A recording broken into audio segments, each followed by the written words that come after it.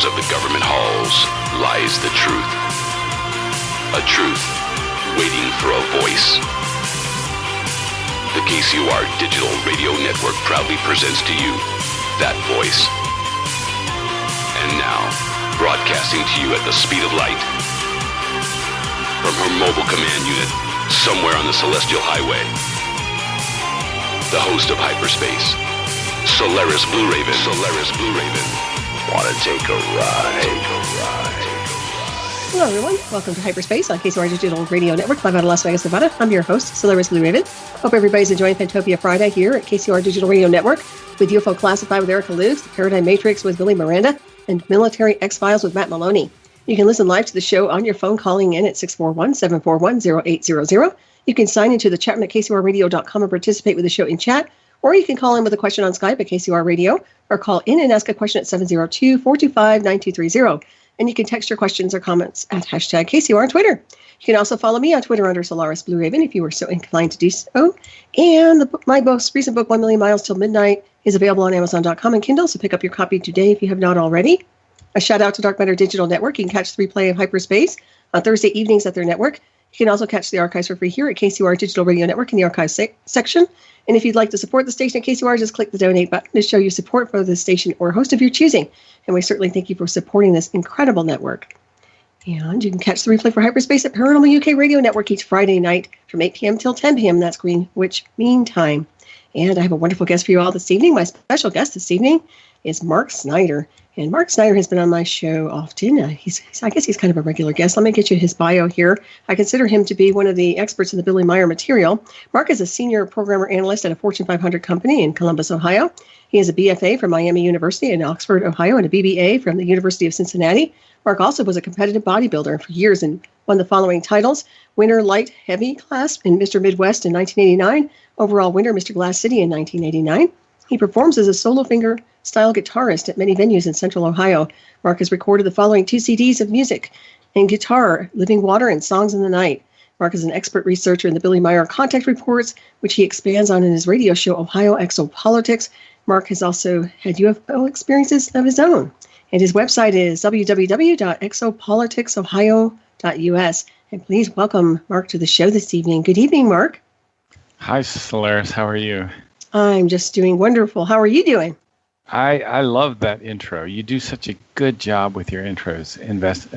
Just talking about your guests and everything. It's just such a professional and a kind thing to do. Well, thank you very much. And like I said, I love having you on my show because you're an expert in the Billy Meier material. Well, we're working towards that. There's like 40 books, so I've got a ways to go yet. You're doing fabulous.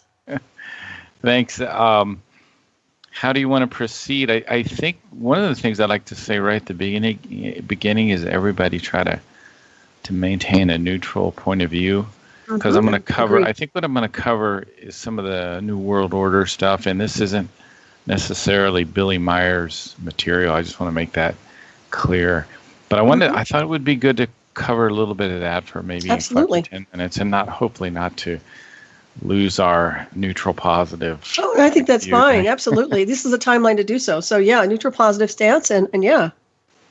All right. So you want me to roll, or do you have Yes, absolutely. No, you have the floor. Okay.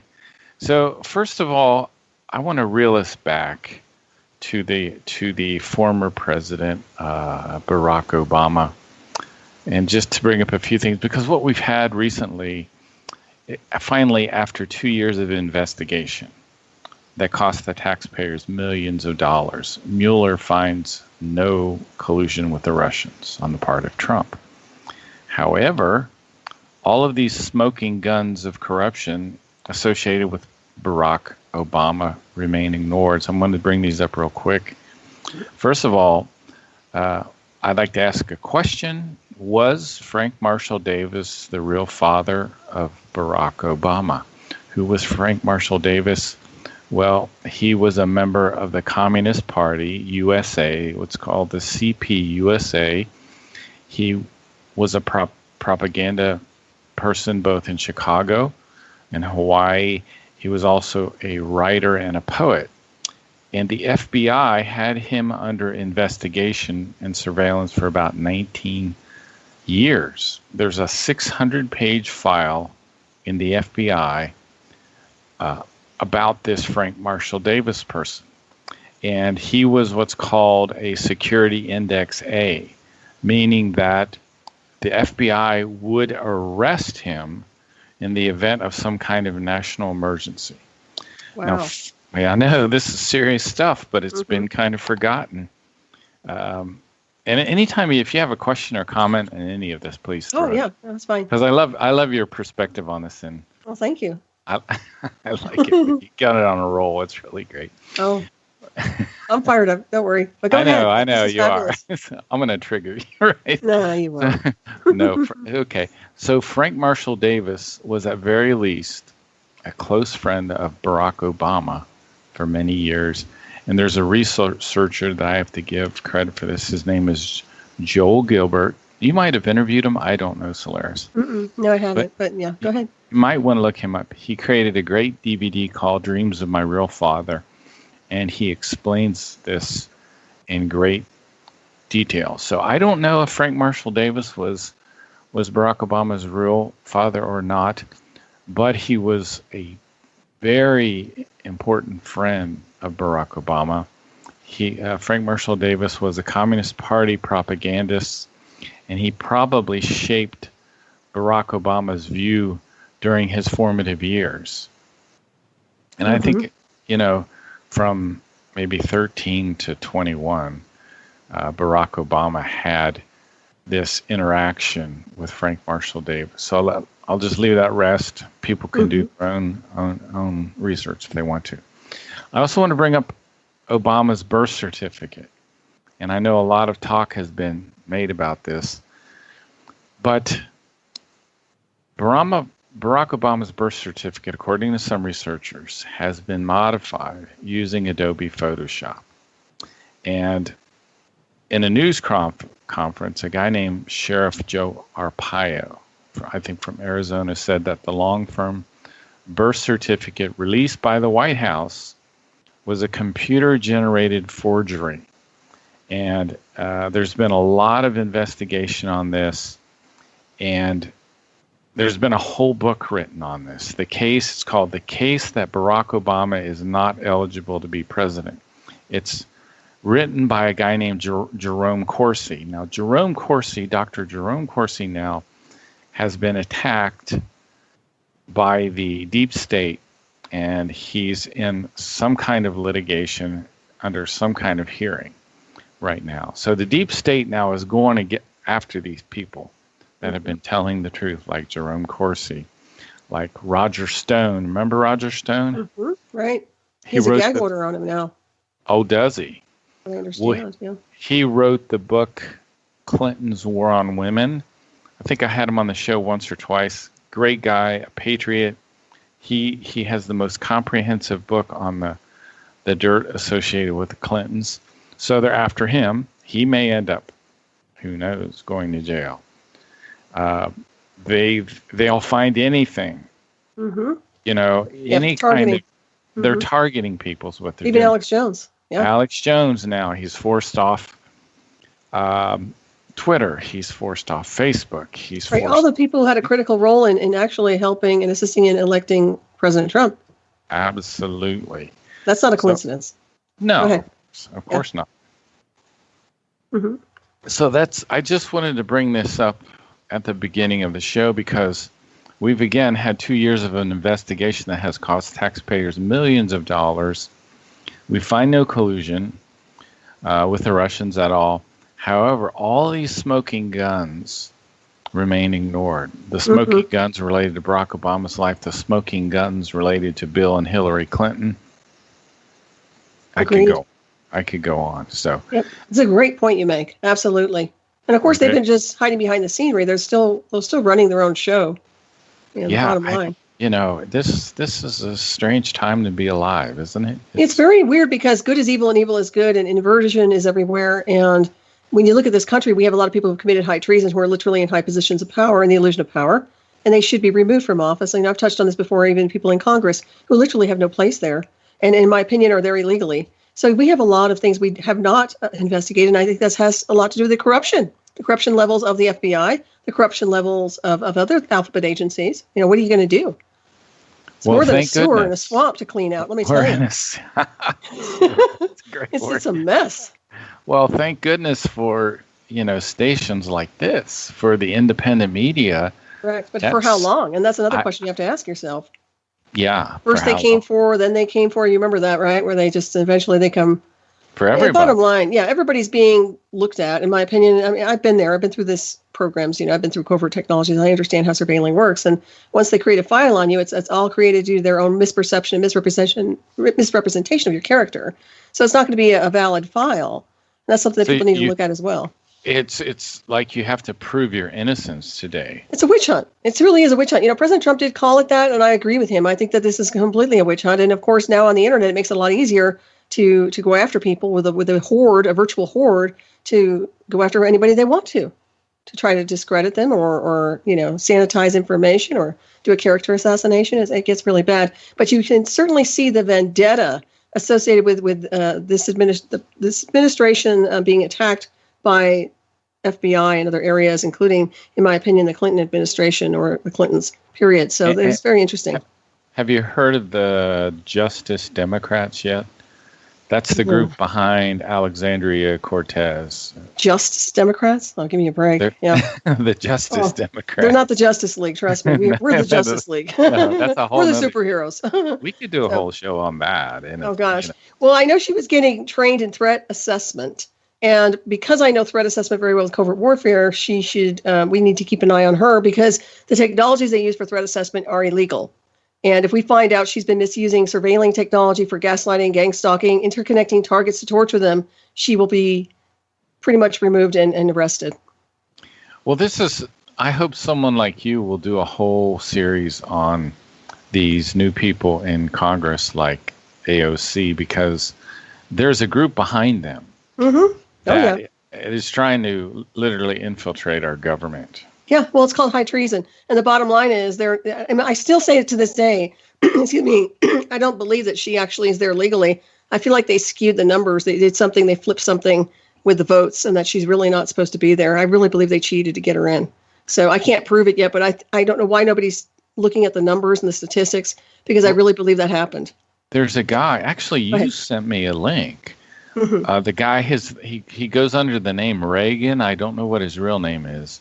But you sent me this link on AOC, and I went and did some research and paid close attention to what this guy is saying. So maybe someone like you can get this Reagan guy on. Right. Yeah, I can look into it. And also that was the one where he was mentioning that she was an actor. Basically an actor. Well, they're all players. They're all playing a role. But the bottom line is she's playing a role to take down this country. And maybe she doesn't even realize it. She may not even be aware of her character here on this timeline. There's not, I don't think there's a lot going on there in terms of the gray matter upstairs. I'm telling you, I look at her and I say this as a neutral positive. She's not very smart, and I'm shocked that she's there. I don't like to get personal with anyone, so I better not say any more than that. No, I get it, but I do an analysis on people and I profile, and when people get into high elected positions, they have to be switched on. I mean, you have to really understand what's going on. She doesn't even speak the language. She's basically being puppeteered. So it is concerning, and the fact that she's not loyal to America or our Constitution, just like the other gal, who's very supportive of Islamic terrorism, we can't have that in our Congress. And I don't know why it's not being addressed, but I have a feeling it's going to be. And you're going to see a lot of splitting up, in my opinion. It could be where we just get into Congress and we just start cleaning house, which is what needed to be done a long time ago. Sure did. Yeah. Now, I'm going to just talk about the New World Order a little bit more because I know it's a negative topic. And it's okay. Actually, it's good to put the spotlight on this stuff because people need to be aware of it. They can't, go through days without knowing what's really happening. Well, we got to clean it up or we're going to lose the country, right? Right. And well, then there's no place else to go except off planet. So, yeah, we better do something. Absolutely. Okay, I'm gonna try to go through this, but interrupt me at any point because I want to, get your input. Okay. Also, one of the things that I see that the New World Order wants to do, the authorities in this world, they want to transform, they want to create two groups in our society. One is the elite, the upper class, which will be about 1% of the population, and then they want the second group. which is about 99% of us. And this second group, the lower class, they want to transform them into androgynous human beings. That have no gender, they have no rights, and will have no ability for independent thinking. So one of the things that the mass media is doing right now is they're building this propaganda machine, which is wearing into people's minds that this lower class will have no sex. And that's why we're seeing all of this information on transgender. And this is to create a slow psychological preparation for turning the lower class into an androgynous, brainwashed group of people. So now what we're hearing about is all these multi-gender pronouns, like I'm a Z, I'm not a he or she, I'm a Z, or I'm a they, or whatever they say. No identification. It's interesting because it seems to me like they're just trying to globally enslave everybody. So if they can do an erasure on everyone here, insofar as your identity, whatever it is, then that would be their way to get in and reconstruct somebody. But to me, it seems like that it is about mass mind control. It's also about mass entrainment programming. So when I look at, you're talking about a slave relationship with the handlers who are literally the 1%. Right.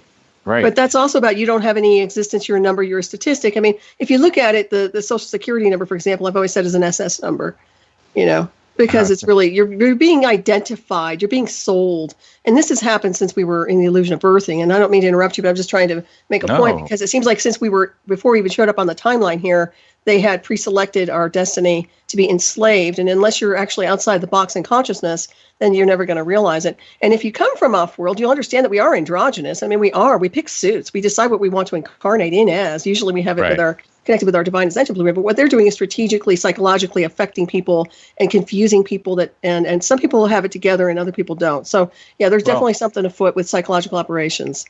Exactly. And we come in, our spirit form comes in for a lifetime as a man or a lifetime as a woman. So we all get opportunities to be both. Mm-hmm. But and off planet. Also, you can incarnate off planet. I know Billy Meier doesn't focus on that, but yeah, go ahead. Oh, but yes. So anyway, now we're hearing about young boys being given female hormones, young girls given male hormones, transgender boys are allowed to compete against girls in athletic events, which I think is very unfair. What do you think? I think it's unfair, and I can tell you why. But at the same time, let me tell you something. As a black belt, as a second-degree black belt, when I trained and I tested, I trained and tested against men and women. So it wasn't just female. So I can tell you, if you can't hold your own as a woman against a male as a martial artist, then you need to be removing your black belt. Because for me, I can hold my own against an opposition. I've really been a strong male. I can hold my own against them. So I will say that, on those levels, you can look at it and say, yeah, you need to be able to work with both sexes. But at the same time, if you're doing something like Olympics and it's specifically for a specific gender, I still think it's unfair to some degree. But you never know. I mean, there's some things that are going on. And it's really kind of testy. It's in between the spaces there. You've got to really look at it. But yeah, there's an awful lot of that weird going on. Everybody gets a winning card, and I don't like that either. So there's nobody who loses anymore. What happened? I'm a good competitor. I've always been able to compete, and I have a good time competing with my opponents. We shake hands and walk away afterwards. You don't see that anymore. Everything's becoming contorted and twisted. You know what it is also, Mark? They've hijacked everything that's really fun and sacred, even down to sports. Yes. And that bothers me because I love sports and everything that I love, it seems like they're poisoning it. They've got to ruin it. They've got to play a psychological card. They can't just let it be a positive event. Well, thanks for your feedback because I like to hear other people's points of view on this too. Right. Well, where I come from with the martial arts, that's why I said I used to fight the biggest guys and the strongest guys I could find to compete when I was doing women's advanced kickboxing because I wanted to make sure that if I can hold my own against a tough guy like that, I certainly can kick butt on a woman. And I was right. So, that's how you train. You go after the meanest, baddest, most powerful, skilled being you can find. And then you learn a lot. At least that happened for me. And that's why I was women's state champ for women's advanced kickboxing. So that was back in the day. Yeah. I can still kick butt. I'm older now. So anyway, as they continue to remove sex, eventually we'll also have the removal of the family. And I believe the ending of normal childbirth. if they're allowed to continue with what they're doing, children will be brought into the world by artificial insemination, test tubes, cloning. Eventually, the lower class will not be allowed to have normal procreation anymore. Well, have you seen Gattaca, the movie Gattaca? No. You need to watch it. Okay, because it's all about that. It's all about basically modifying your children, and you go in and you can actually have them modified a certain way before you even have them. Or you can have them the old-fashioned way, but the old-fashioned way is usually the ones they call degenerates, where they don't get promoted, they don't have real careers. They're literally the lower class, the second-class citizens. So you need to really see that. This was put out a long time ago. It's an excellent film. And I don't really think it got the attention it deserved, but yeah, it's all about that, the genome programs and modifying DNA and the advanced very races. Interesting the way they're preparing us subconsciously. Well, but the thing is, we change our DNA through frequency and consciousness, so we already are capable of upgrading through the multiverse. And what's interesting is they're trying to once again derail this with their own technological way and say, well, we're the only ones capable of doing that for you, and we're going to dumb you down with all these artificial streams of energy and geoengineering and everything else to basically switch off your DNA, but then they're in the background, they're trying to upgrade themselves. And I've been through some of those projects, so I get it. But at the same time, we have the universe on our side on that level, and we are always going to be divine, celestial, immortal beings. So you bring up really a lot of good points. And one of the things I think they're doing, thank you. They want to have children to not experience the normal bonding that takes place between the child and the parent. Mm-hmm. And that will set the stage for them to not have independent thinking. Correct. Yeah. Socially engineered. Yep. So the lower class, this removal of gender, I think will have a profound effect on thinking. So there is such a thing called constructive interference. Like, I think when you and I talk, we get this a lot. It's two people have harmonious thinking. It's different thinking. It's harmonious and it's constructive. Like you give information that I may not have really thought of, and vice versa.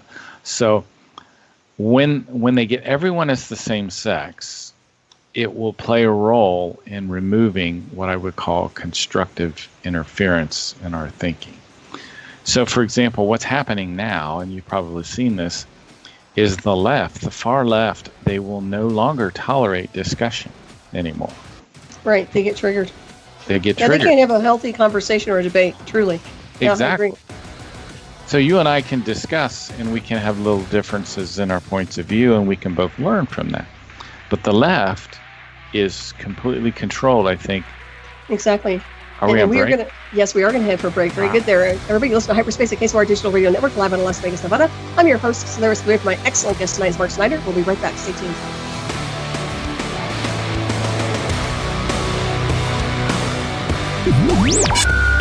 You're listening to Hyperspace, hosted by your mistress of the night, Solaris Blue Raven. Solaris Blue Raven. A vision that tells us that we belong to something that is greater than ourselves, that we are not, that none of us are alone. Share the truth and be part of the movement by calling the KCOR hotline number at 702-425-9230. That's 702-425-9230. Give us a call now. Worldwide callers use Skype name KCOR Radio. More with Solaris Blue Raven on the KCOR Digital Radio Network. After this.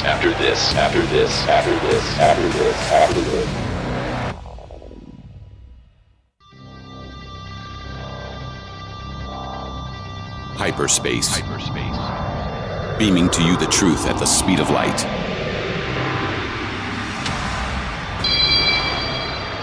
To be on with Solaris, call 702-425-9230. That's 702-425-9230. Worldwide callers use Skype name KCOR Radio. Magnify the experience by sharing your thoughts worldwide on Twitter using hashtag KCOR. Or converse with other whistleblowers and truth seekers in the live chat at KCORradio.com. Well, that's your choice. And now, the voice of hyperspace, your host, Solaris Blue Raven. Well, Welcome back, everybody, to Hyperspace here at KCOR Digital Radio Network, live out of Las Vegas, Nevada. I'm your host, Solaris Blue Raven. My awesome guest tonight is Mark Snyder. Mark, before we hit the break, we're having some very intense conversations, very productive. Yes, we were. And I want to give some credit to Dr. Bruce Lipton. So some of the stuff I'm talking about now is you can find on his YouTube presentations. Again, usually I talk about the Meier case, which we're going to definitely talk about, but I just wanted to cover a few other things. We were talking about constructive interference. So if you take a pebble and you throw it out into a pond, it creates these ripples in the pond. So those ripples are kind of like points of view or thinking. So like we were having an interesting discussion on break, that was constructive. So, you bring in knowledge and I bring in knowledge, and we have this important back and forth where we're all better off based on our discussion. Now, unfortunately, mostly the left will not tolerate discussion. So they tend to do a lot of chanting and yelling. And I think this chanting, this shouting people down, these interruptions, there are tactics that are being taught to these people by the elite. And their chants reveal the fact that they want to destroy discussion, civil discussion. So that's one of the things we have on radio shows like this, so civil discussion. Right, that makes sense. Well, and you're talking about communication, bottom line. And this is the problem we're running into, is that they're not capable of having a decent conversation. And it is true. I've observed it. Just a neutral, positive conversation. Not everybody has to agree on anything, but just to have it there and to brainstorm data. And that's how we learn, we grow, we evolve, is through communication, right? And if they actually learned how to communicate with their social skills, they would probably find that they would have some kind of a similar resonance with something to a point where they wouldn't be so angry. But I see it also. But what I'm seeing is street theater, gaslighting, and almost stalking, gaslighting and gang stalking, without all the technology, but literally these people are like mobs. And that's something that needs to be regulated and looked at, because at some point it's not about protesting, it's about harassment. And when you start getting harassed in public places like that, it needs to be addressed. So when you say gaslighting, that's a good term to define. Are you saying speech that's merely meant to persuade other people? It's behavior. It's coercing people. It's stalking people. Gaslighting is spotlighting people to harass them, to get people to attack them. It can be done on the internet. It can be done in person when you're in public somewhere. You have people in restaurants who come over and gaslight somebody. And we call it street theater because with people who are targeted individuals, they have gaslighting happen to them, where people just show up out of the blue and they start harassing them, or they give them information about something, or it's like they know them. This is street theater. And what I'm seeing more and more with the far left is that behavior. And that concerns me quite a bit, because we're going to be wandering, in this timeline here, looking and observing these people that are literally designed to, in my opinion, cause a lot of problems unnecessarily for people they just don't like, in hordes. It's basically the little witch hunts. So it does need to be addressed. I think that eventually something's going to have to give, where these people are literally put down for stalking. Well, that's interesting. Well, one of the chants that the left like to chant, no border, no wall, no U.S.A. at all. That's fine. They can move out of the country. I have no problem with that. You know what I mean? It's like, if they feel that way, okay, there's the door. Bye. But don't stay here, because this is America, and we are going to secure our nation and our country. Get over that. That's me, anyway, responding. But so we used to be able to talk about these things. We used to be able to have meaningful discussions back and forth on the advantages or disadvantages. But when we have chanting, and it ends with no USA at all, to me that sounds like you're calling for the destruction of our country. Correct. Right? That sounds to me like domestic terrorism. That's how I associate it. It's not just a protest, and they're not even explaining why they don't want America. They don't even know. This is a social engineering and imprinting that's going on. We don't even get what they're really trying to say. They're like little kids who are screaming for food that don't know how to speak. We don't understand their language because they're not speaking a language. Okay, they're just, like you said, they're chanting. That's not speaking a language. That's just a little stupid chant. But yeah, I get it. And I think it needs to be looked at. Was it Tucker Carlson who was stalked out of his house? He was gaslighted. Yeah. They show up. I mean, I'm sorry, but that's harassment. That's gaslighting right there. And hopefully those people were arrested for stalking and gaslighting. You can't do that to people. It's not a free country when it comes down to gaslighting and bullying people 24 hours a day in their homes. My goodness, that's a predator. That's suspicious activity right there. So it does need to be addressed, and there has to be a professionalism. They don't have to agree about everything in politics. That's okay, but they certainly have to go through another avenue to express themselves because it ain't working. I'm sorry. So go ahead. Well, one of the things, when people say no border, no wall, no USA at all, one of the things that I think they don't realize, if there is no border, if there is no wall, then people from MS-13 are going to be pouring into this country. And They're already here. MS-13 is a very dangerous gang.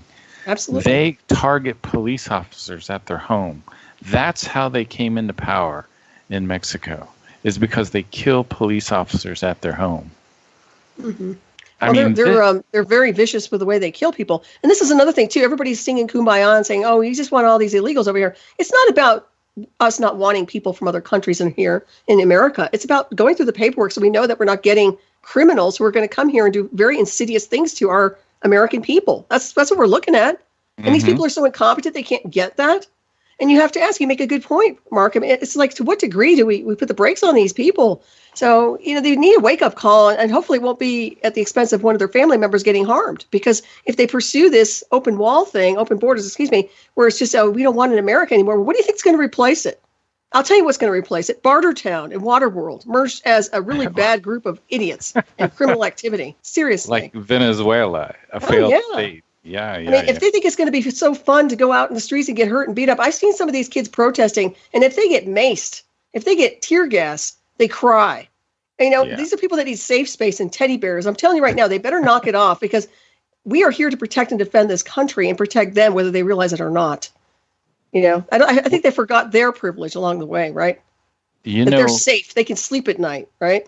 That's really interesting that you bring up a safe space, because there's a real irony there, isn't there? Mm-hmm. Yeah, we have created a safe space. They're trying to tear it down. They're trying to get rid of the safe space. The safe space is the U.S.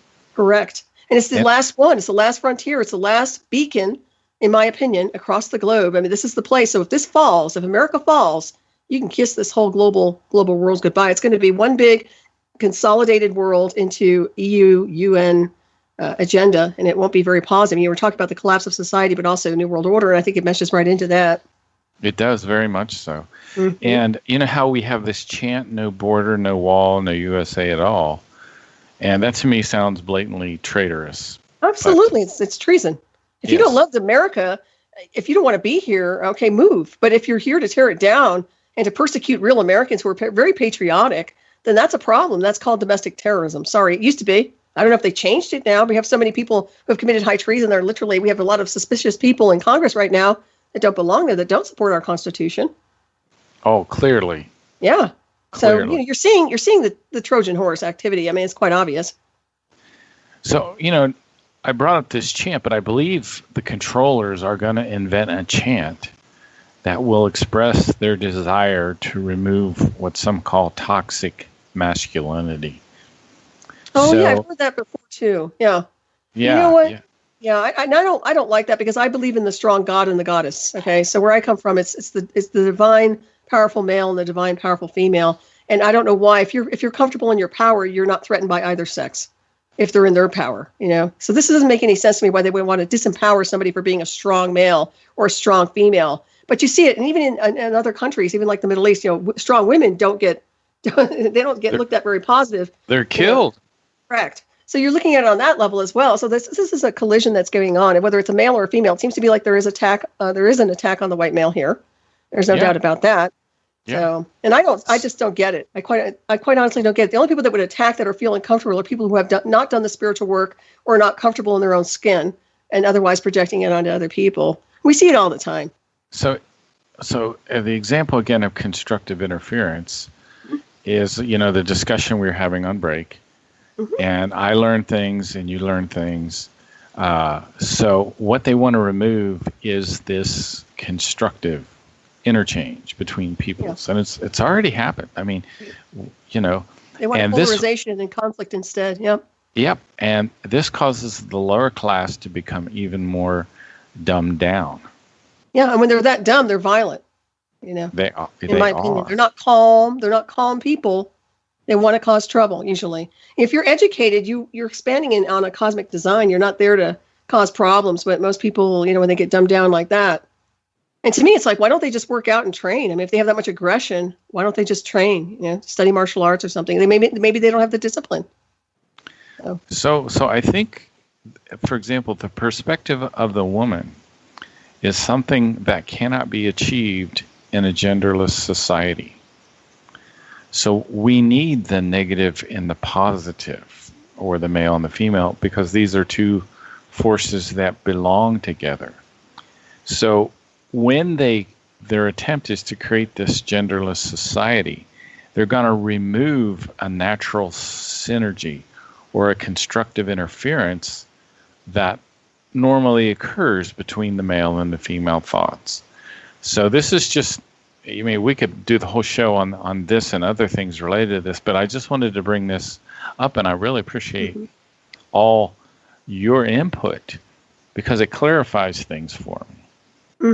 In my mind. It's just, So anyway, this is kind of what I see is happening right now in the whole identity politics thing. Yeah, it's definitely out of control. And I also see it as the socially engineered sleeper cell activation within the United States, which means this wave, this generation has been so socially engineered that this is the way they are. Excuse me, and it's monkey see, monkey do. They just activate. And I've called it out as an American Spring to some degree because it reminds me of that. What you're seeing over there in Paris, in my opinion, will happen here if we don't get a grip on what's happening. So we do have to look at this on a serious level because they're not just nice kids anymore. These are adults going in and out of colleges, in Cortez, whatever you want to call her. Bottom line, if she has control over the masses and children and young adults are attracted to her, then she needs to step it up and be a good role model and not be anti-American and start acting like somebody who appreciates our Constitution, and hopefully that'll change. I'd like to see her morph into something else, but I don't think that's going to happen. I'm just using her as an example because she's part of the youth group. She's part of that wave. But I'll tell you right now, it's rise and fall. And if she starts getting into the nefarious stuff and abuse of power, she's out of there, and they're going to get rid of her. I know I'm going to predict this. She will not last because she's already trying to threaten people who are trying to make comments, or she takes things the wrong way and gets paranoid on the Twitter accounts. We watched the behavior already that she's really emotionally and mentally immature and is really not mature enough to be in Congress, in my opinion. Well, she was a bartender. That was her last job. That's just it. I'm like, really? So, really, honestly, Mark, I should be in Congress. If that's the case, with my knowledge base with agree. covert warfare, I'd rather have you in technology. No, seriously, think about the books I've written on Eye of the Remote and the covert technology and all the things that I know that blow covert operations out of the water when it comes to alphabet agencies. Why? I could be in Congress, for crying out loud. Do you think I want to be? But I'm just telling you, I'm making a point.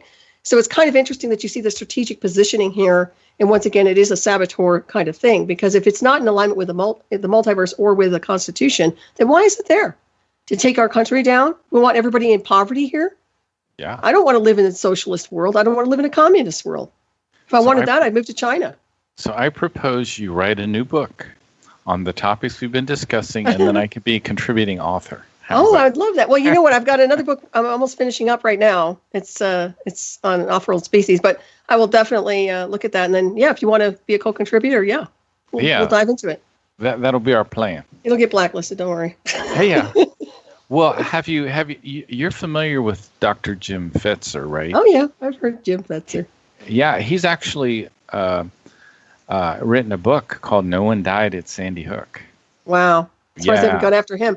Now, that's interesting. They have. Oh, they have. Okay, because they went after Alex Jones. Exactly. So, that's interesting. So now he's doing his own defense. Mm-hmm. He's like a PhD. I mean, the guy's brilliant. But so he's going to do his own defense in this law case. So, the world is... The bottom line is people have a right to say what they want to say in America. That's the whole idea behind being protected here under our rights to speak what our truth is or whatever we believe is true and not be penalized or have the witch hunt coming around the corner. But, they're trying to globalize the whole censorship thing to such a degree that if you even speak out, like, for example, the New Zealand incident, you saw how that was completely sanitized before people could even assess a video. It's already taken down. And I can look at it on different levels on why they would do that, but it's still at the same time. It's something to look at. We have a right to observe. We have a right to research and investigate if we so choose to do so. And I don't like the coddling thing where, we know what's best for you. No, you don't. And this is the thing, step up into the galactic neighborhood on a multiversal celestial level and understand we are the higher self, oversoul, superconscious, multidimensional beings. Nobody knows what's best for us. Our celestial design knows what's best for us. And this is what I can't stand about this big brother, big sister mentality. It doesn't wash, it doesn't play. And those of us who are independent in consciousness, we just don't play that. We just can't do it. At least I can't. There's no way. So. Wow. Yeah, I love the way when you're on a roll, you can speak. I know, you need to shut me up. I'm supposed to be interviewing you. So sorry about that. Well, my plan worked. You started your work. I knew this was going to happen. Go ahead.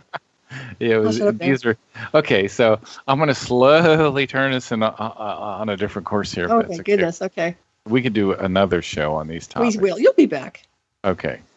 So I wanted to talk about Contact Report 544, and I'll get once I know you got listeners never heard of Billy Meier, so we'll. I always talk about his early life and set the stage a little bit, but and we'll do that so people aren't left dangling, so to speak. But in Contact Report 544, Billy has kind of a prediction / prophecy. Prophecy is kind of more like this could happen, where his predictions, he dogmatically says that this will happen.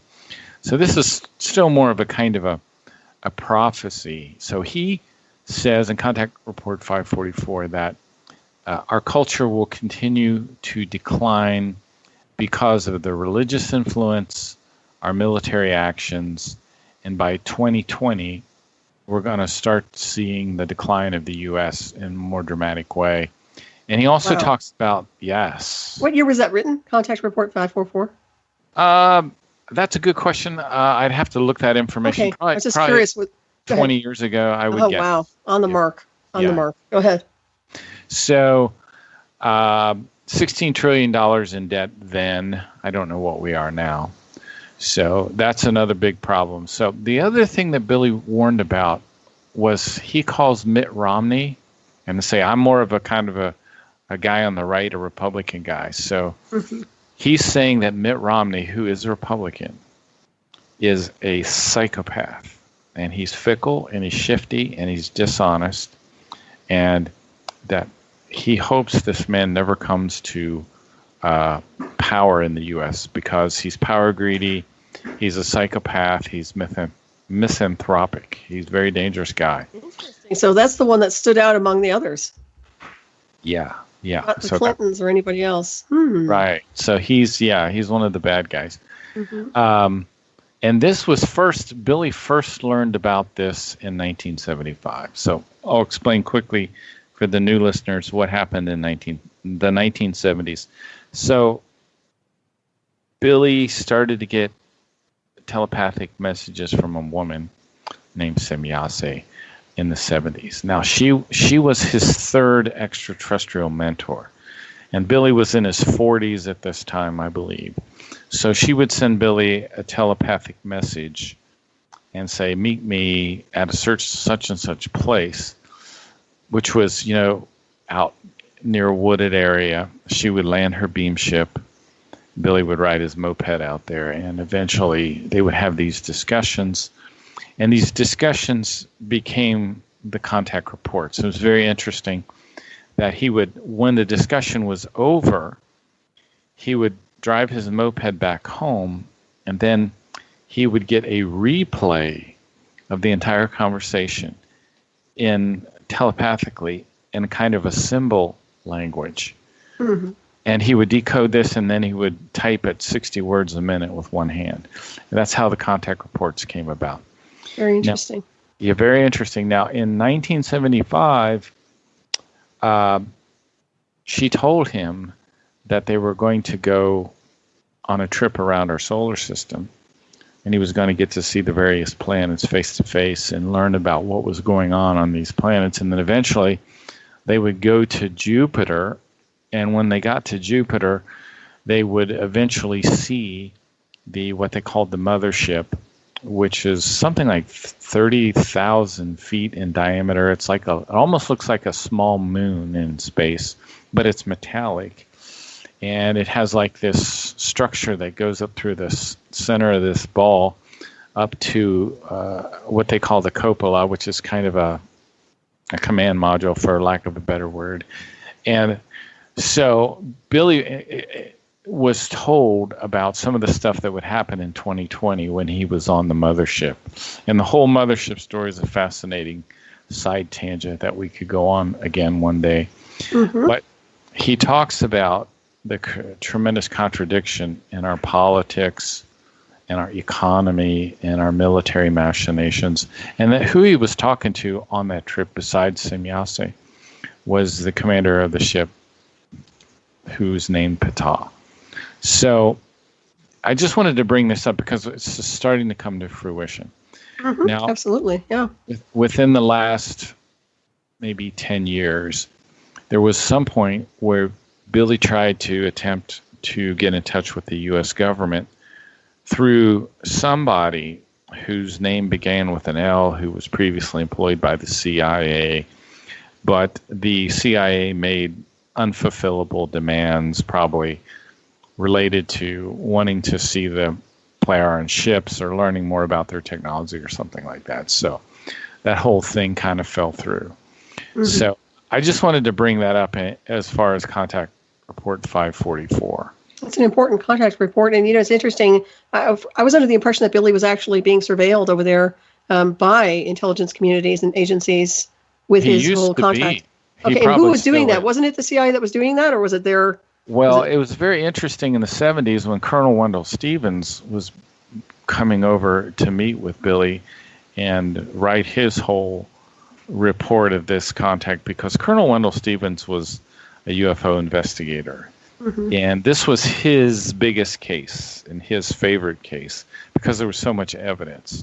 So every time Colonel Stevens would start to leave Switzerland, he would be interviewed by the CIA, and they would have to get, they would demand he would tell them pretty much everything he knew. And I guess he had no reason not to tell anything, so he would just tell them what happened. So that I do know happened. Now I don't know exactly, but there must have been some contact, because there was a guy who used to come to the center, which is the Semyase Silver Star Center, who was this guy with a name that began with a L, who was previously employed by the CIA. So I don't know much more than that. Interesting. I always think of CERN, too. That whole area seems to be having a lot of anomalous research. Yeah. Switzerland's a very interesting, beautiful place. Mm-hmm. Have you been? You haven't been there yet, have you? Or no, I haven't been there. It's really funny because I kind of like staying slightly independent. Because I felt like if I was a member of FIGU, maybe I would lose some of my neutrality as a journalist type person. Mm-hmm. Right. Because one of the things, and the only thing about the Meier case, you probably asked me once before. And hang on there, Mark, we're heading for break. I hate to do that to you. We're going to head for break, everybody. Listen to Hyperspace at KSOR Digital Radio Network, live out of Las Vegas, Nevada. I'm your host, Solaris Blue Raven. My fantastic guest tonight is Mark Snyder. We'll be right back. Stay tuned. Stand by. All right, in 3, 2, 1. You've been listening to Hyperspace, hosted by Solaris Blue Raven, where the truth is beamed to you at the speed of light. Live every Friday night at 9 p.m. Pacific, exclusively on the KCOR Digital Radio Network. For more information on the host of Hyperspace, Solaris Blue Raven, please visit her website at nightshadowanomalydetectives.com. Hyperspace. Once thought a theoretical dimensional anomaly, now a tangible cosmic waveform to the truth. Hyperspace.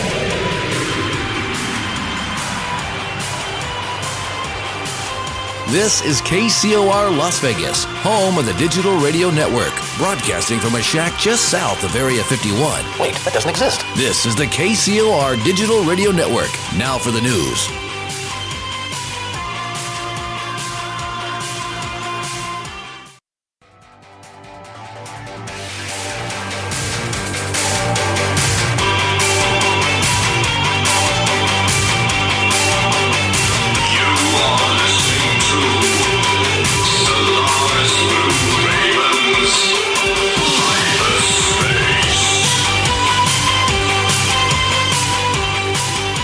Within the darkened shadows of the government halls lies the truth. A a truth waiting for a voice. The KCOR Digital Radio Network proudly presents to you that voice. And now, broadcasting to you at the speed of light from her mobile command unit somewhere on the celestial highway, the host of hyperspace, Solaris Blue Raven. Solaris Blue Raven. Wanna take a ride? Welcome back, everybody, to Hyperspace here at KCOR Digital Radio Network, live in Las Vegas, Nevada. I'm your host, Solaris Blue Raven. My fantastic guest tonight is Mark Snyder of Ohio Exopolitics. And Mark, it's so wonderful to have you on board tonight. Well, thank you. It's great to be here. Yeah, it's great to have you on and to have this important discussion. I know before we hit the break there, we were kind of going into a different direction. Where did you want to go? Well, we were talking a little bit about journalistic neutrality, I think, before we went to the break. And, I'm not officially in Billy's FIGU group. There are some there's a lady, her name is Marianne Eulinger Mondrian, and she does a lot of Billy's translations, and she's like a real important person with a group there, but she's always felt like she wanted to be kind of more neutral, so she's not in the group either. So I don't know, eventually maybe I'll join his official group, official FIGU group. All the FIGU groups were disbanded in the U.S. by Switzerland. Yeah, because here in the U.S., we have a very hierarchical point of view. So if a person has 4 PhDs, we say his opinion is more important. Oh, yeah, that's true. Kind unfortunately. of. But see, the Plejaren and people in Switzerland don't have that. Well, yeah, when you're a celestial being, you don't work with PhDs like they do on Earth and the illusion of. Plus, it's all paper and it's all linear education anyway. It's not really impressive. Right. I'm trained off-world. I mean, most of us are who start doing this work and the work of spirit and consciousness. We don't need to prove anything to anybody. Yeah. And the whole academic world is kind of strange now anyway. It is. It's political. It's always been political, and it's going to get worse, but I digress. It's so bad now politically. I've never seen it this bad. I haven't either. It's just like, serenity now. So Go ahead. I was talking about the potential end of the official United States starting in 2020. The breakdown of the U.S., Billy's talked about it in Contact Report 544. He also, in Contact Report 215, which is called the Hanok Prophecies, he talks about all this problem with immigration that we've seen here occur. Yeah, for example, can I read just a little bit of this? Sure, yeah. It says, in addition, significant tensions will arise between native citizens and immigrants from foreign countries who, as a rule, also observe religious beliefs different from those of the native populace. And in the end, this will lead to severe conflicts. Hatred against strangers, foreigners, and people of different religious beliefs will be the order of the day, as well as the rise of neo-Nazism. Terrorism, yeah. So we should look for that neo-Nazism. Or is it a false representation of neo-Nazism? Because everybody's been called a Nazi who's white right now. So once again, I just had this conversation the other night with my guest. So it's like you call people Nazi enough, eventually they're going to start not necessarily wanting to be a Nazi, but just kind of saying, okay, let's ante up. Because after a while, they're misrepresenting white people. So you have to ask yourself why. Is it just the starseed consciousness of the white race? Because it seems to me like that has a correlation, but that's my own. Again, that could be a whole nother program. Yeah, for sure. On what is happening with this whole everybody's a racist thing. Right, yeah, exactly. So, and actually, they're the ones that are racist. The people that are pointing out you're a racist are actually the ones that are the racist. I know, so it's really interesting. And we're just like, really? But it bothers me after a while because I just don't have any tolerance for that kind of ignorance. I thought mankind was beyond that already. We are, and apparently not. Well, but that's just it. Are they? Are they, Mark? It's being injected intentionally into our society. It's really a problem that I don't think really exists that much. I never thought it did. No, I said, it exists in the cyberspace, in the mainstream media world, it's being completely blown out of proportion, but that's intentional. It was exactly, once again, it's propaganda 101. The same old story.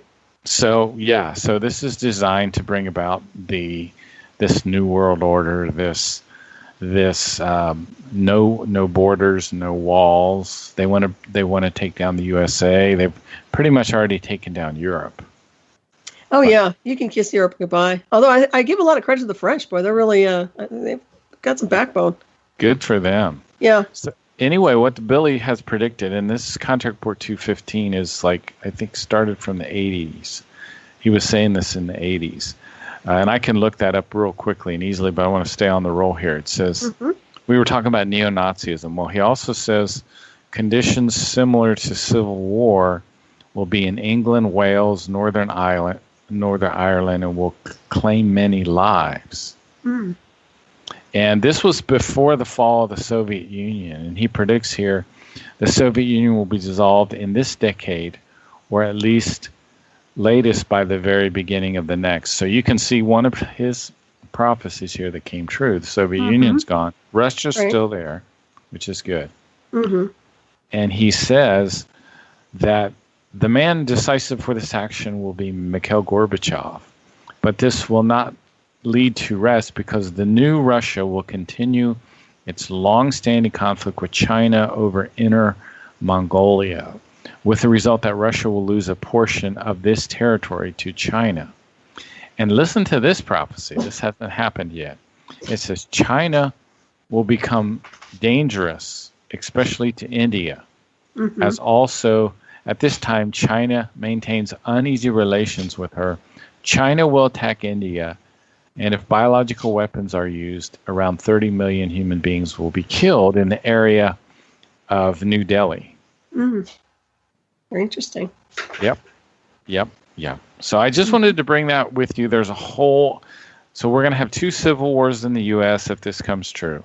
If we continue down, we're going to have 2 civil wars, and the greatest catastrophe in human history will occur in the North American continent, where biological, chemical, nuclear weapons will run outside of human control by automated systems.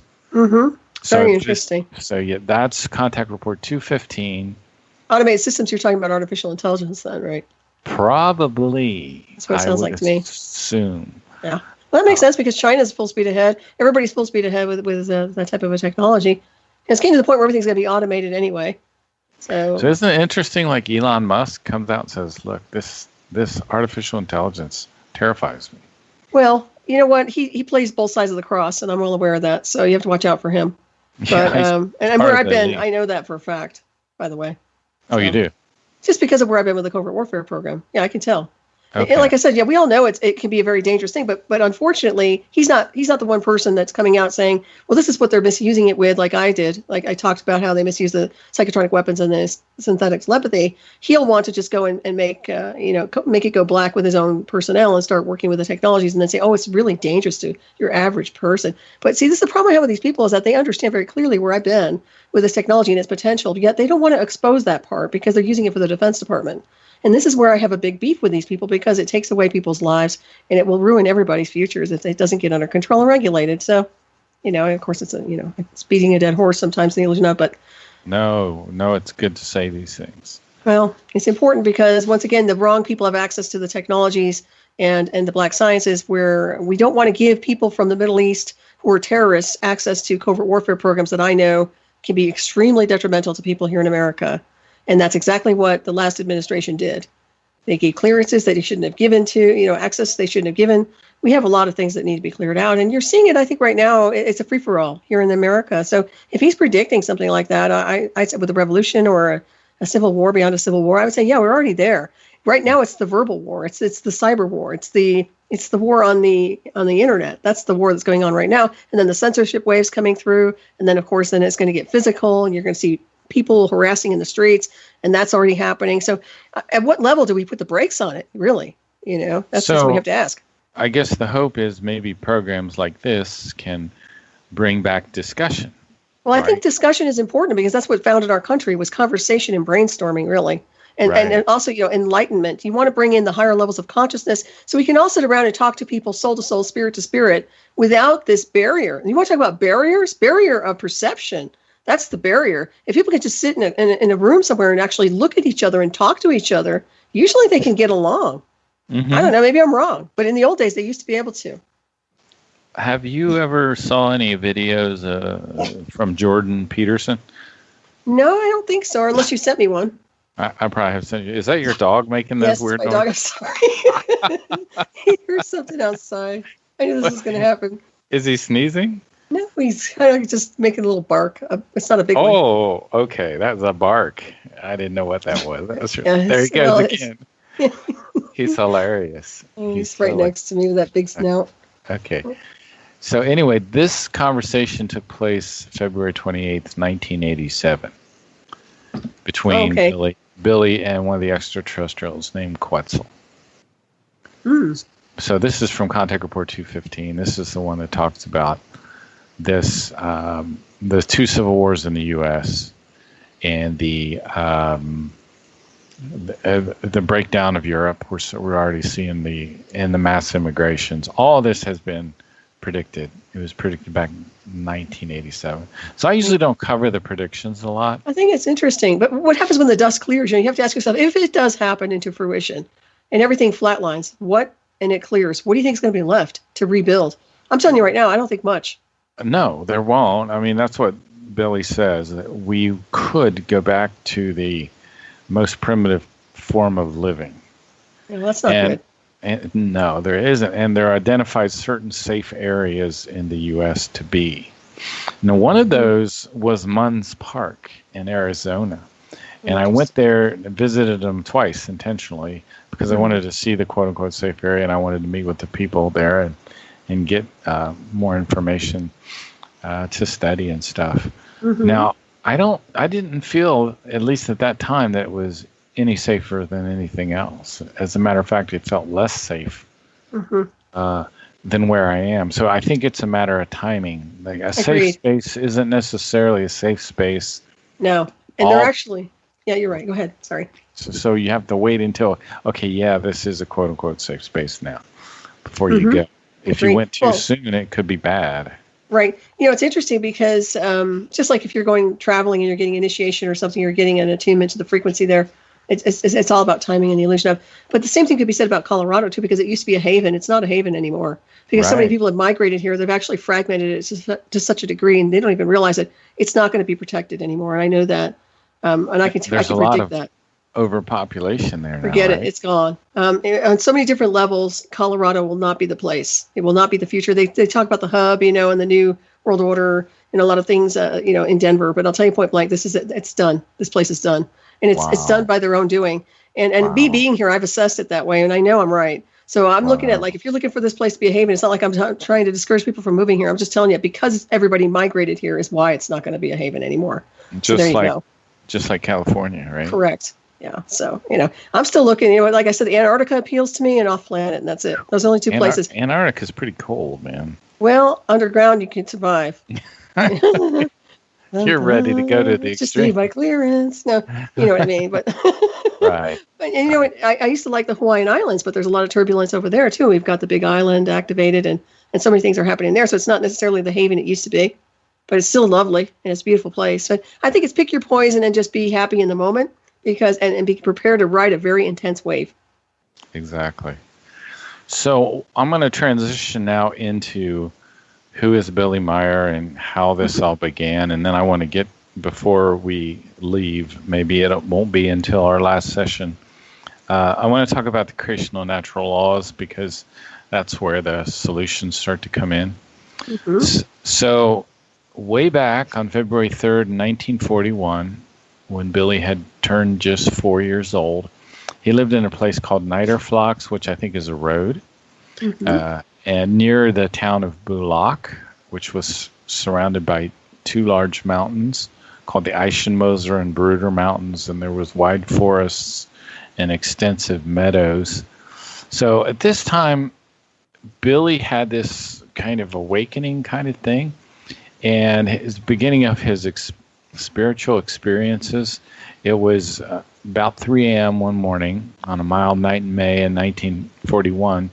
He crawled out a lower window in his bedroom, and he went outside and he looked at this beautiful starry night, and he heard his own voice say things which were very profound. For instance, one thing he said is, "My life is made out of the love of creation." And he also said, "Since ancient times, you've lived among the stars." And then he suddenly knew who he was. He knew what his purpose in life was at a very, very young age. And he recognized the light, not only which the stars emitted in the visible spectrum, but he recognized what he called the light of true love, which was invisible and creational for all great time. And he felt this longing for the faraway worlds and the vast distances.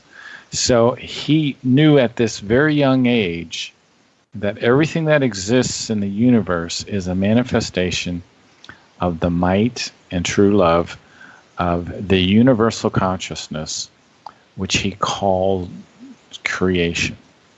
Now, the concept of creation we can talk about through two German terms. One is called Schöpfung, and another one is called Wesenheiten.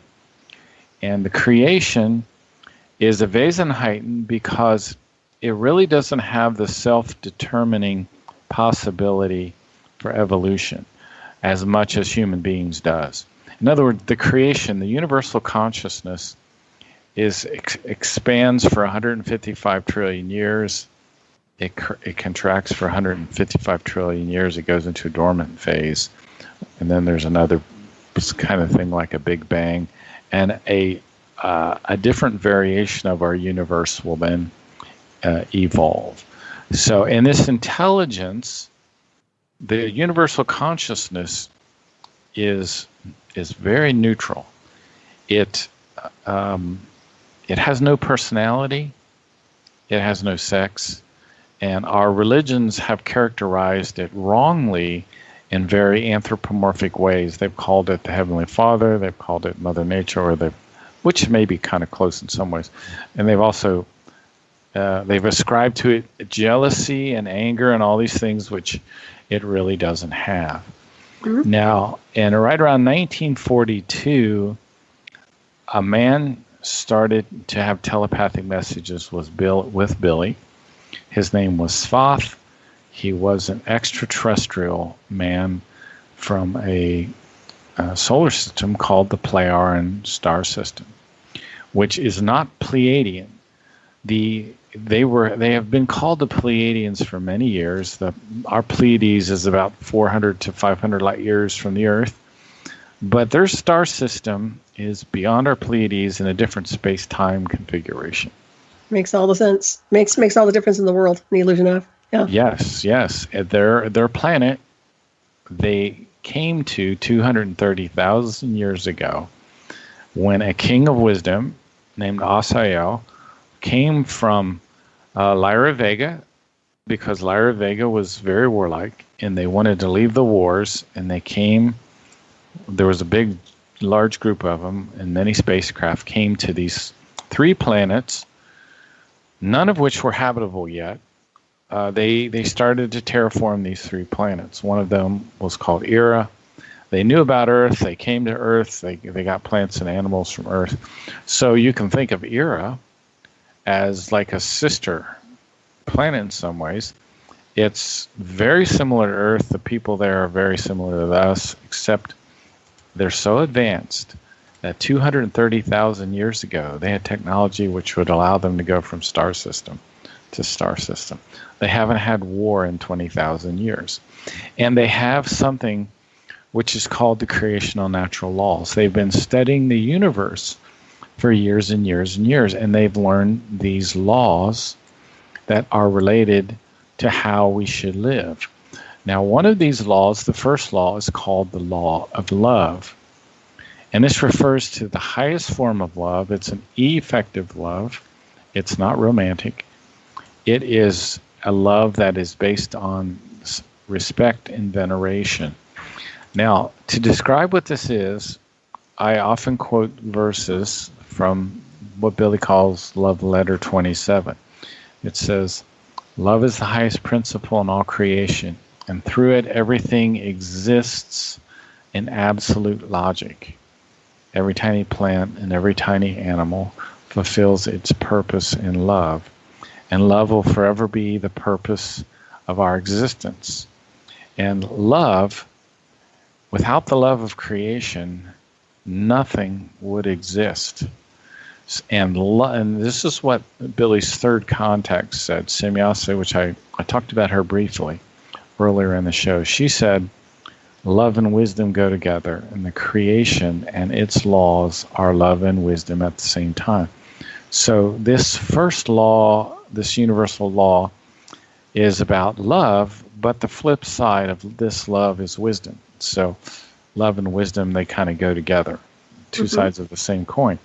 Now, the next law is the law of striving, which is very, very important. So it's the fundamental law of all evolution. Without striving, there is no life.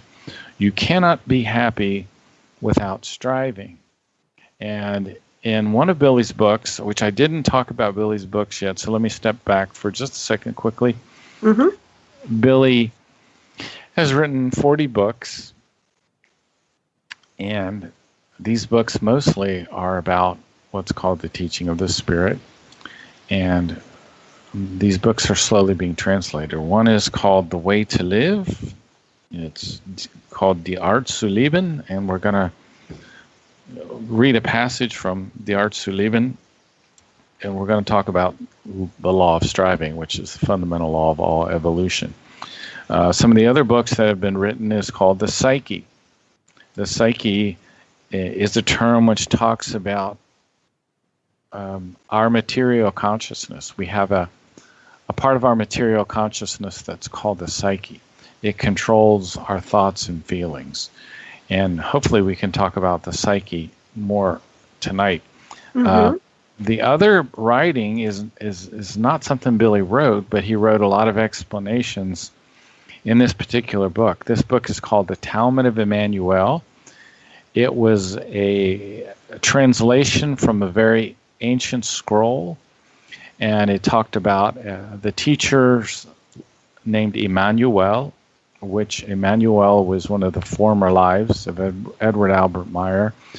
One of the things that Sfath told Billy is that in his previous life, he had been Enoch, the people that we call Enoch, Elijah, Isaiah, Jeremiah, Emmanuel, and Muhammad. So this is what remains of a scroll that was translated by Isha Rashid, who knew Aramaic and was able to translate part of this, and Billy had to go and then write a bunch of explanations. Excellent there. We are heading for a break, everybody. You're listening to Hyperspace at KCOR Digital Radio Network, live out of Las Vegas, Nevada. I am your host, Solaris Blue Raven.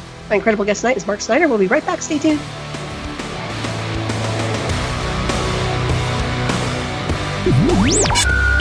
You're listening to Hyperspace, hosted by your mistress of the night, Solaris Blue Raven.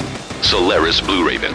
A vision that tells us that we belong to something that is greater than ourselves, that we are not, that none of us are alone.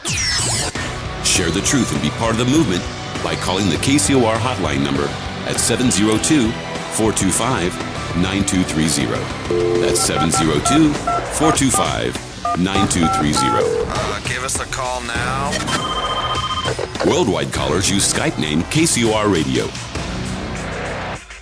More with Solaris Blue Raven on the KCOR Digital Radio Network. After this.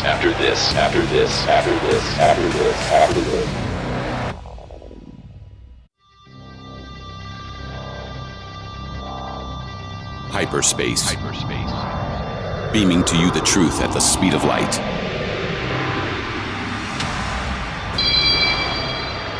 To be on with Solaris, call 702-425-9230. That's 702-425-9230. Worldwide callers use Skype name KCOR Radio. Magnify the experience by sharing your thoughts worldwide on Twitter using hashtag KCOR. or converse with other whistleblowers and truth seekers in the live chat at kcorradio.com. Well, that's your choice. And now, the voice of hyperspace, your host, Solaris Blue Raven. Welcome back, everybody, to Hyperspace here at KCOR Digital Radio Network, live out of Las Vegas, Nevada. I'm your host, Solaris Blue Raven. My fantastic guest tonight is Mark Snyder. Mark, we're on the last half hour of the show. Can't believe it, and the illusion of we're just flying through. I know. Goodness sakes. I'm telling you. It's going so fast. I don't know how this has happened. Different wave. Yeah. So we were talking about the Talmud of Emmanuel briefly before we went on break. The Talmud is gigantic. It's based on an ancient scroll that was translated by a guy named Isha Rashid, who was a Greek Orthodox priest who knew enough Aramaic to be able to and German to at least start a translation, and it got translated into German. So eventually, then that German was translated into English, and it was recently translated. So we've not had the Talmud for very long. There was the first version of the Talmud that didn't have any of Billy's explanations in it, which was a very bad translation.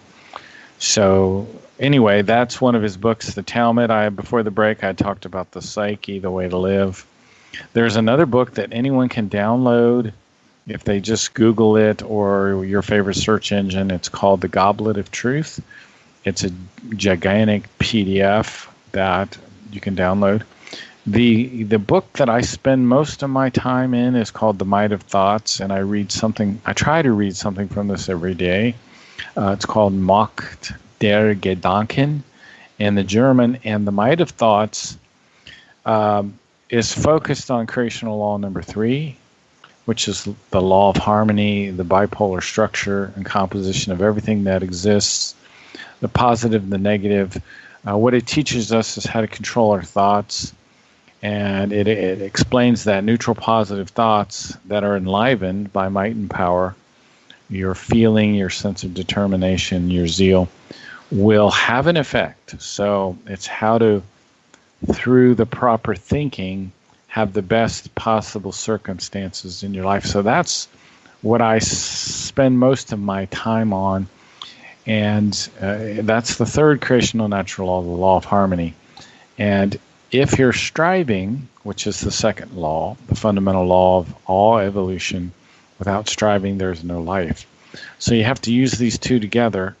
The law of harmony, learn to what keeps you neutral.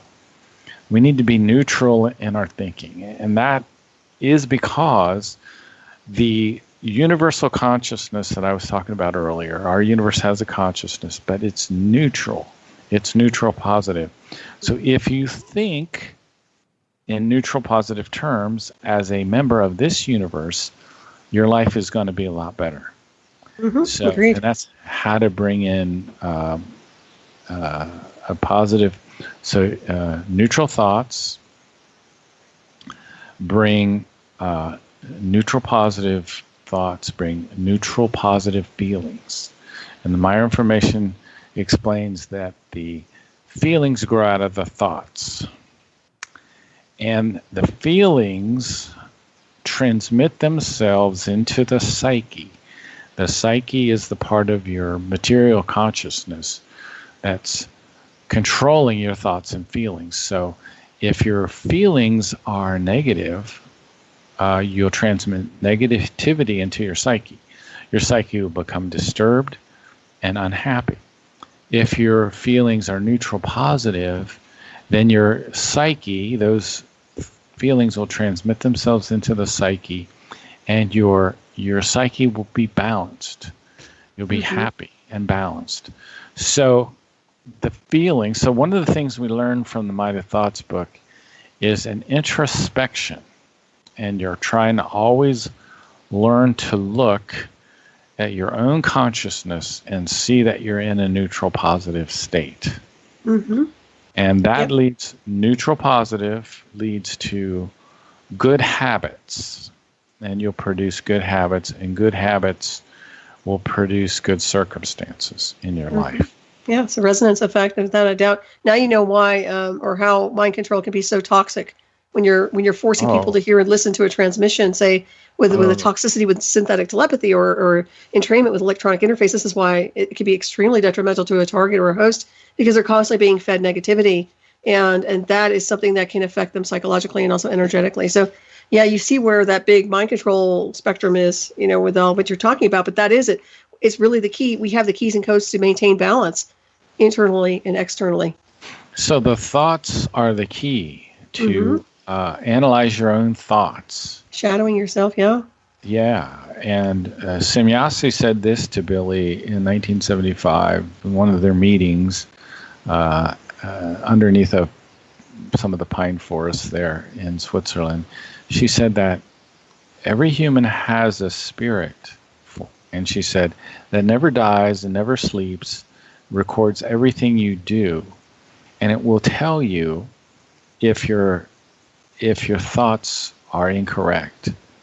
So what happens is we get these impulses, these hunches about what is correct. And if you look inward, you say something or do something that wasn't quite right, and usually the feelings will tell you. You'll feel a little unbalanced, you'll feel a little unhappy, there's something not quite right. And it's very important to avoid what's called the vicious cycle, because we start to have thoughts and feelings of a negative nature that we have a hard time controlling, so we repeat, and that causes more negativity and more negativity. It's like a cycle where a bad thought produces a bad feeling, which in then disturbs the psyche. Right. And the best way to escape from that negative rotation of thoughts, you can escape in a couple ways. First of all, you can. It's what I do a lot is I memorize sections from the teaching in the Meier thoughts. It says, for example, I will say, I'm the forger of my own fortune. I'm the creator of my own good luck. I do not allow my thoughts to drift on the ocean of life. I steer my thoughts like a captain steers his ship. I'm confident. I'm optimistic. I'm relaxed. I'm cheerful. I'm enthusiastic. I'm the master of my own destiny. So these kind of little passages can help you start to slowly bring your thoughts into a neutral, positive state. The other thing you can do is you can think about a time in your life that brought you a lot of happiness. Like, you're playing with your cats, something you did, like a walk you took, or a vacation you took, or whatever, memories that you have that puts you in that kind of a neutral, positive state. The other thing that you can do if you're in this trap of negative thinking, the first is recall what you've learned from this teaching will help you. Secondly, think a neutral, positive, like a wish dream, Billy calls it. That will help you, and music can help you escape this. But yeah, so that's, positive affirmations is what you're describing. Yeah, absolutely. Now I have a ton of them, and that I've memorized. Now one of them is really interesting, and it goes like this. It says, "Tangled ideas confuse the thoughts, and it causes them to go from one extreme to another, which creates a misdirection of the thoughts, which triggers emotions, which can lead to murder and manslaughter." So now the reason that helps me is because it brings me back to analyzing my thoughts. One thing that I notice when the thoughts are wrong is they tend to be a little tangled and a little confused. And I know the emotions will start to rise up at that time. Now, the Meier teaching says your emotions are different than your feelings, that the feelings can be steered and the feelings can be controlled.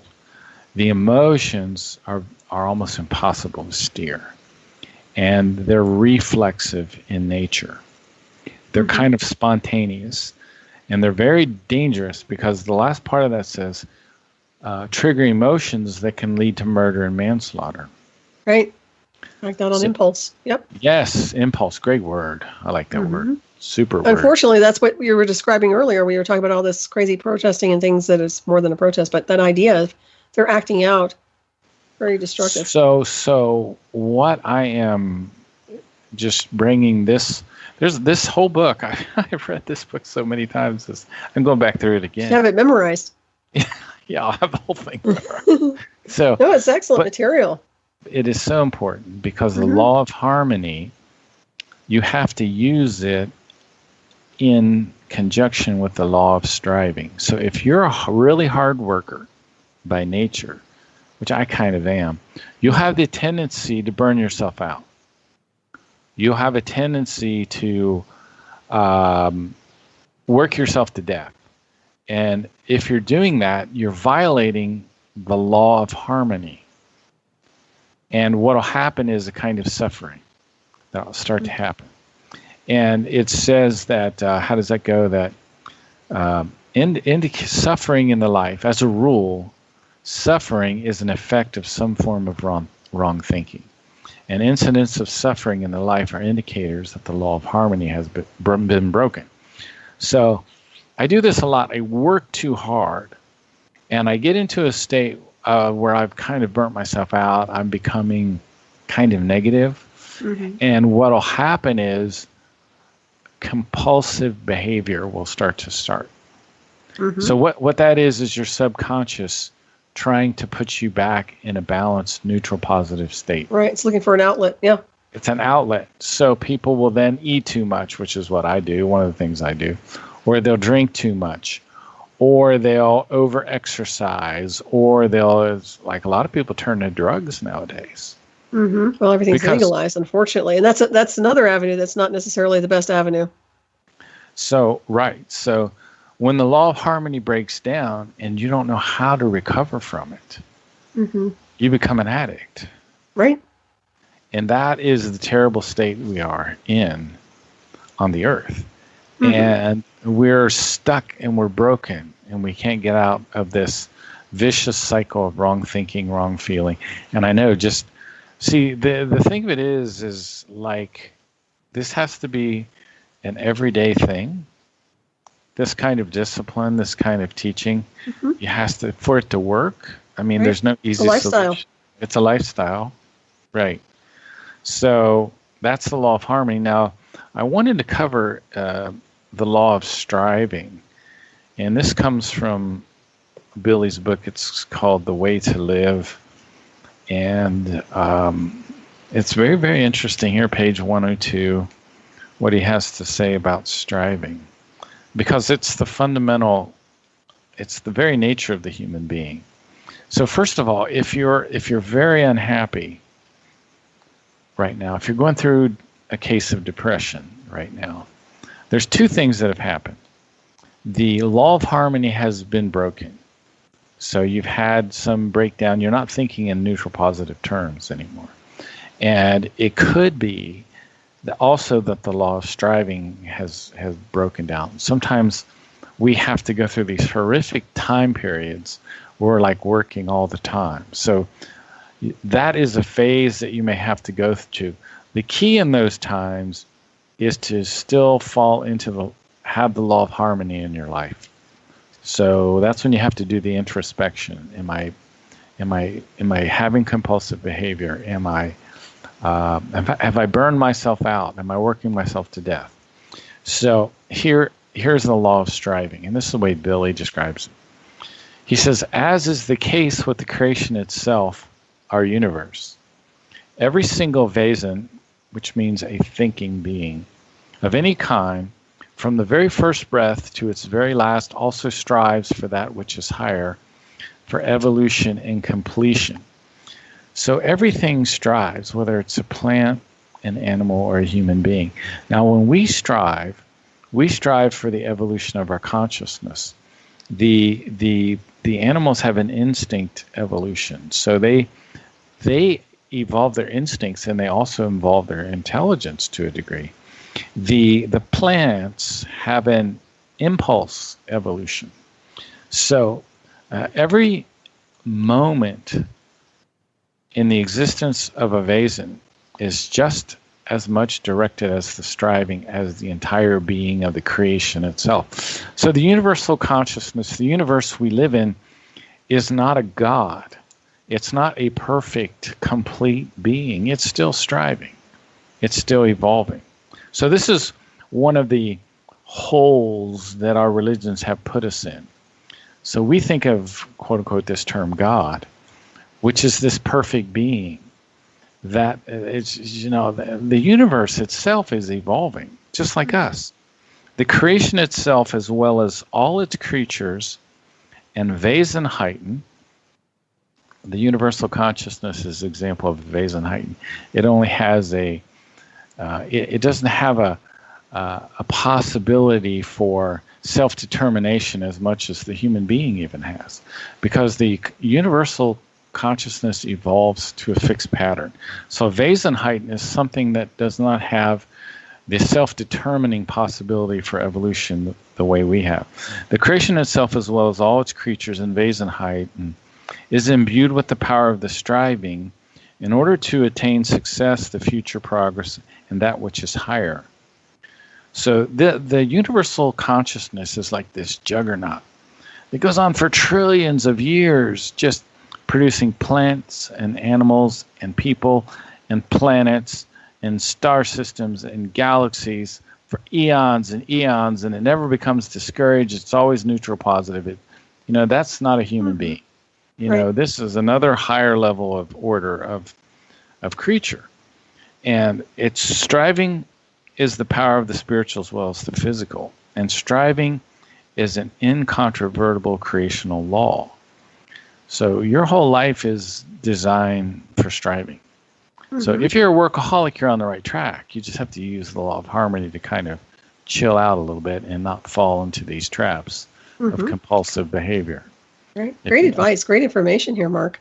Oh, it is so practical. So uplifting. And I know we started on a kind of like a dark tide, but it's nice to transmute that because it really boils down to what you're saying.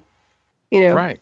Yeah, these principles, these universal principles. Exactly. So, if you just ride that wave of universal flow, we're there. We're already there.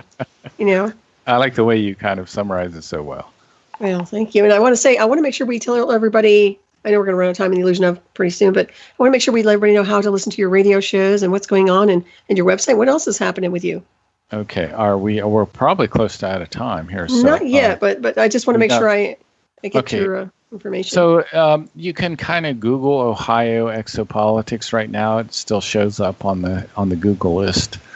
And the home base is Blog Talk, which is Ohio Exopolitics. So www.blogtalkradio.com/Ohio Exopolitics. We're also on Revolution Radio Studio A from 4 to 6 p.m. Eastern. And that goes out to TalkStream Live, which is a special online radio.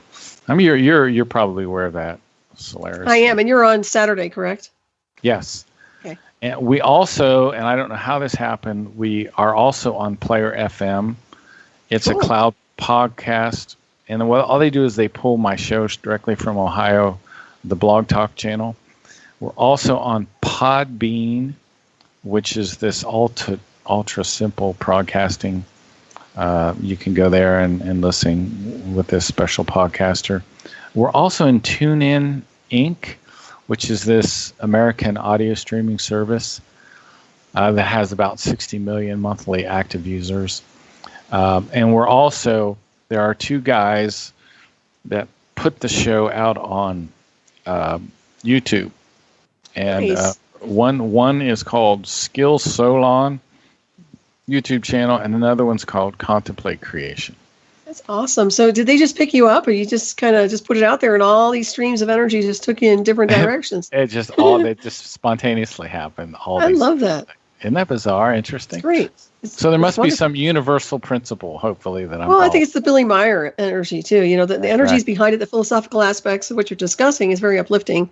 In times like these where we're dealing with such turbulence, I think it's very important that people find an outlet, whether it's Billy Meier material or martial arts or spiritual healing, you know, meditation, affirmation, whatever it is. We've got to reset our own compasses, our own singular compasses. So whatever it takes. If we don't, we're not going to have a. No, we're going down. And, you know, and like you were saying, negative gets negative. We can't get out of that wormhole once it's there. Mm-hmm. So I wanted to talk about one other thing here. Okay. We've talked about the law of love. We've talked about the law of striving. I covered it a little bit. Well, let me just read quickly one little more thing here about striving. And then I want to talk about fulfilling your duty to yourself. And we have 3 minutes plus or minus. Oh, forget it. So we'll have to save this for the next program, right? Oh, my goodness. We'll be back.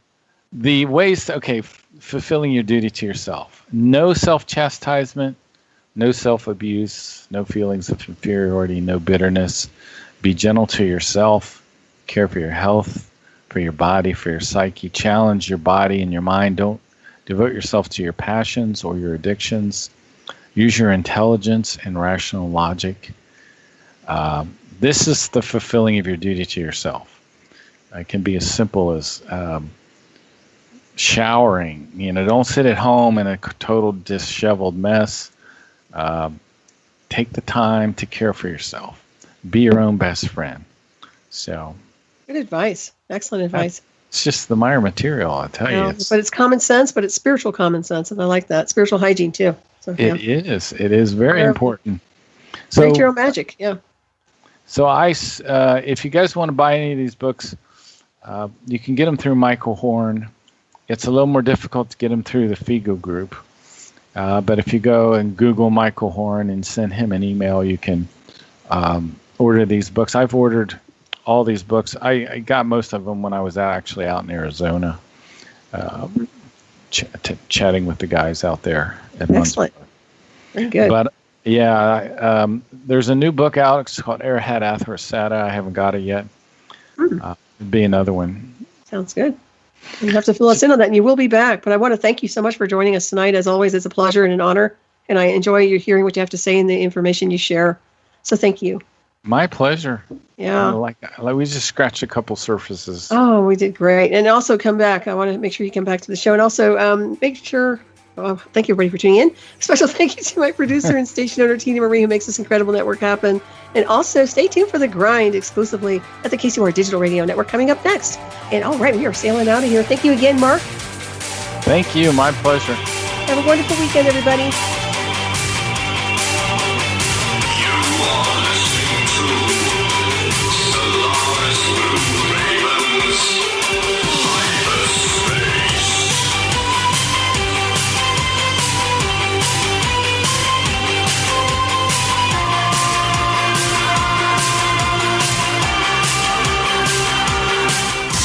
By. All right, in 3, 2, 1. You've been listening to Hyperspace. Hosted by Solaris Blue Raven, where the truth is beamed to you at the speed of light. Live every Friday night at 9 p.m. Pacific, exclusively on the KCOR Digital Radio Network. For more information on the host of Hyperspace, Solaris Blue Raven, please visit her website at nightshadowanomalydetectives.com. Hyperspace. Once thought a theoretical dimensional anomaly, now a tangible cosmic waveform to the truth. Hyperspace.